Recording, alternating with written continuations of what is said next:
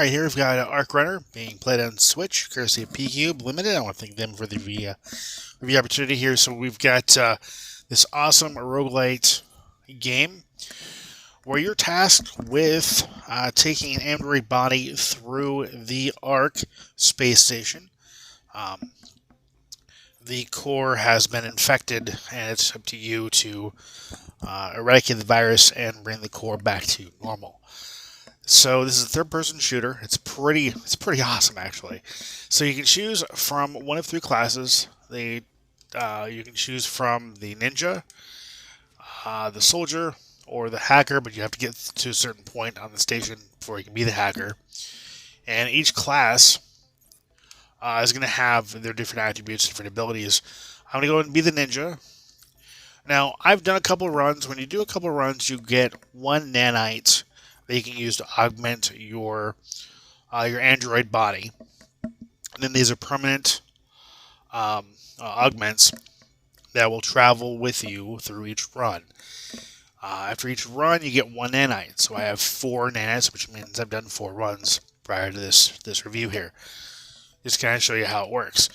So I'm going to go ahead and choose the Weapons Master. I'll go ahead and choose the Resilience. Let's go ahead and do the Defibrillator to add percentage of my health. And for the last one, let's do...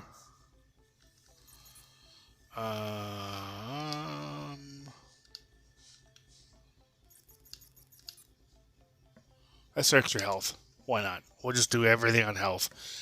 Okay, then I'm going to start my run, and it's going to load me into the level, which is pretty much instantaneous. The initial load comes from when you die and come back to the main screen to choose what you want to augment yourself with. So you've got the basic shield. In this case, it's a stealth cloak. You have the button to fire your weapon. You have a jump. You have a reload button, a dash, which you're going to need to use a lot. And you have the ability to run if you hold down the left analog stick. Oh, and for the ninja, he also has a katana, which is pretty cool. They can use to dispatch your enemies pretty quickly, at least the lower level ones. And then as you defeat enemies, you'll gain weapon drops. These weapon drops can be from bosses, they can be from enemies, they can be from chests, just kind of anywhere. And these can be weapon drops, these can be grenades, these can be things like a holo decoy. I'm going to go ahead and grab that, why not? So then when I hit L and I hit the button, it's going to go ahead and do a holo decoy. And they're going to go ahead, they should, yep, so I fired that one. Now, that'll give me enough time to kind of go through the weapons here and see what's available. I like that one. Now, I will say that I do have the auto aim at 100%, and it doesn't do a whole heck of a lot, sadly. There's no auto aim feature. The auto aim assist doesn't work. I feel like it's broken, honestly speaking. But yeah, you just go around picking up weapons. I'll go ahead and... oh yeah, I like the SMG. SMG is one of my favorite weapons. And picking up additional upgrades along the way. Eventually you can equip multiple weapons, which is kind of neat. And you kind of just tailor your android the way that you want to play it. To get you through each run. Now, you can destroy things like this here, or cars, and that will damage nearby enemies, but they'll also damage you as well. The only thing that will not damage you is things like if you throw a grenade, if you throw a electric web, that's not going to damage you at all. But explosions from cars and things will hurt you. So like I have a shock web now, so I throw that. That's going to paralyze the enemies. That wouldn't paralyze you, obviously. There's another one that damages them over time that doesn't damage you either. And yeah, this is just kind of the game. This game's pretty awesome. It plays really well. I love how fluid and fast the gameplay is. It's very smooth. The graphics are awesome. I like the Neo and the Neon Tech vibes game gives off. It's just a ton of fun. It can be played with up to 3 players. So if you want to take this online and play with your friends, you can do that. He disabled me. Which I do recommend. This game, I think, is geared more towards multiplayer.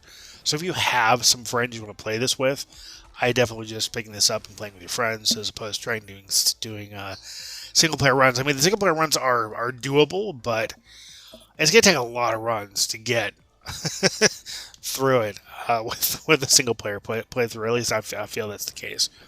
All right, so we've gone ahead and got to the exit. This is the first stage area, and then we're going to move on to the next one. At the end of each area, you have the ability to choose an augment. So we've got a torso augment, 5 times area effective and stun lasts for 5 seconds at max charge. 30% less damage for 3 seconds. We have damage penetrates armor, 30%, and then radar range is 10%. I'm going to go ahead and do the damage. Now, what's cool is if that wasn't enough of an explanation for you, you can hit the X button. That'll give you details on that augment, which is really handy if you need that. And here's the second city area, so City 1-2. And again, I absolutely love the colors in this game. I love the aesthetic. The game feels very fast and fluid, and it just feels like a ton of fun to play.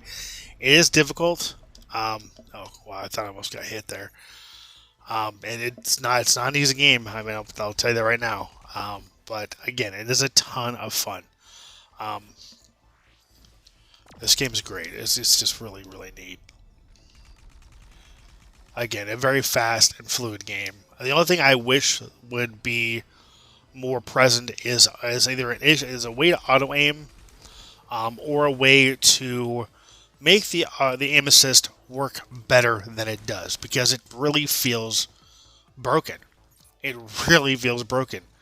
It doesn't feel like it works at all. Again, I have it at 100%, and it's just not feeling like it's doing anything at all. Now, you can actually use the D-pad to modify your stance with the target reticle, which does help. Because when it defaults, I believe, to the, I want to say that it's the right. So it offsets, oops. It offsets like, I'm dying as I'm trying to explain this. Let's see if that'll take care of those guys. Yep, it will. Okay. So it offsets like this originally. Now, I feel like this is just, it doesn't really work for me. So I'm glad I'm able to center it, because it definitely works a lot better centered. That's the only button on the D-pad that works. At least this stage of the game. I don't know if that's something better in the future, or future further runs or not. But yeah, it's right on the D-pad to change the orientation. So yeah, this is ArcRunner, guys. This game comes out, as of recording this video, 3 days from now. I will have the game, or the review up at the day of release. So you pick it up. If you want to pick it up, I'll leave the link to get the game description, as I always do. I will thank PQ for the opportunity. I'm going to end the review here. I want to thank you for watching. Thank you for subscribing. As always, like I said, take care and happy gaming.